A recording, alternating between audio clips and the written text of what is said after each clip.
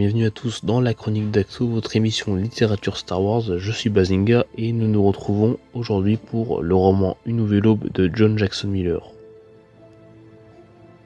D'abord, il faut remettre les choses dans leur contexte. Tout d'abord, donc, ce roman est sorti en 2014 aux États-Unis et ne fait partie des tout premiers romans canoniques à être sortis.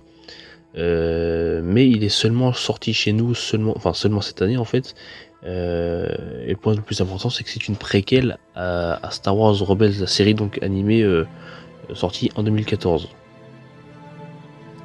Avant de parler du roman, revenons sur la carrière de John Jackson Miller. Comme d'habitude, un petit retour sur l'auteur. John Jackson Miller est un auteur de romans et scénariste de comics, connu pour sa série de comics en 9 tomes, sortie entre 2006 et 2010, la série Knights of the Old Republic, se situant en 3900 ans avant la bataille de Yavin 4. Cette série rencontra un très grand succès auprès des fans et des critiques, et est aujourd'hui considérée non canonique par Lucasfilm et Disney. Elle fait donc partie de l'univers légende de Star Wars.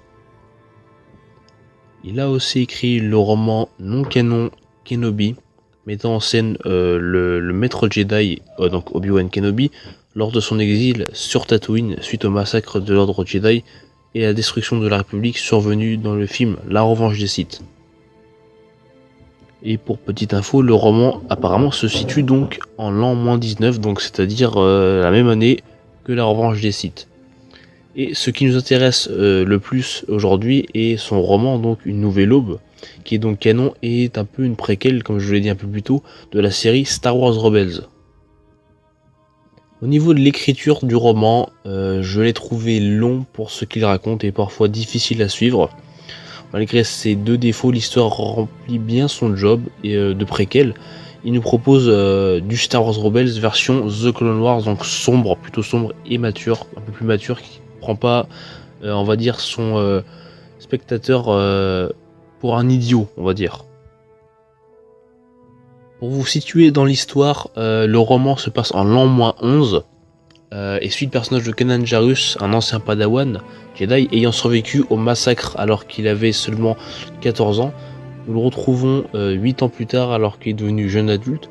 Kanan fait tout pour rester invisible aux yeux de l'Empire et a totalement délaissé la Force et son apprentissage Jedi.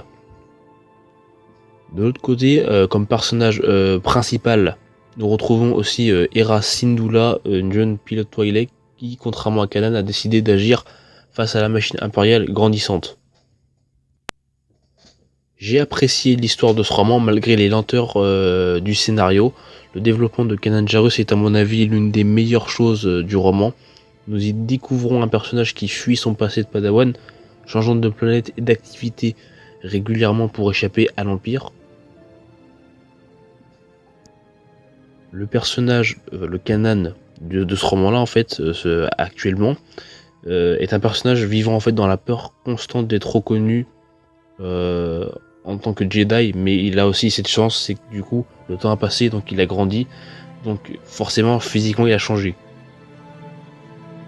Hera est quant à elle bien utilisée malgré le peu d'informations sur son passé. Pilote hors pair, le duo qu'elle forme avec Kanan fonctionne très bien. Malheureusement, comme je viens de le dire, peu d'informations sur son passé et c'est bien dommage. Encore une fois, l'Empire nous y est montré comme tyrannique, n'hésitant pas à exploiter des matières au détriment des civils. Nous y retrouvons aussi le côté entreprise et commerce de l'Empire, une chose peu exploitée dans l'univers canon, tout comme l'univers légende.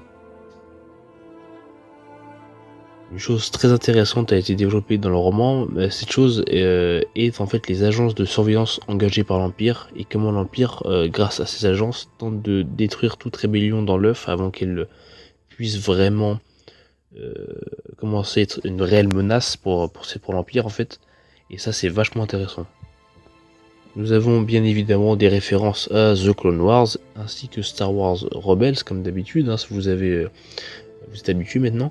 Le méchant du roman est quant à lui je trouve assez intéressant, donc le comte Vidian, encore une fois je ne vous dis pas grand chose sur lui, c'est assez intéressant.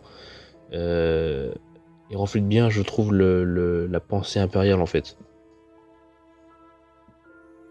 Merci à tous d'avoir suivi cette review. Je vous conseille le roman malgré les longueurs, car il y en a un bon développement en fait, le roman, bon développement de personnages, ainsi que des aspects géopolitiques fort sympathiques, ainsi qu'un bon aspect social, au niveau de, donc, du coup de simplement ce que l'Empire fait en final avec les civils. Ça c'est vraiment intéressant et on sent que Lucasfilm et les auteurs veulent vraiment travailler ce point-là dans le canon. Je n'ai pas grand chose à dire sur le roman, donc la review n'est pas très longue, effectivement, mais voilà, je vous le conseille si vous aimez Star Wars Rebels, lisez-le, si vous aimez les personnages de base, mais sinon ce n'est pas forcément vraiment pour vous. En tout cas voilà, c'était Bazinga, que la force soit avec vous, au revoir.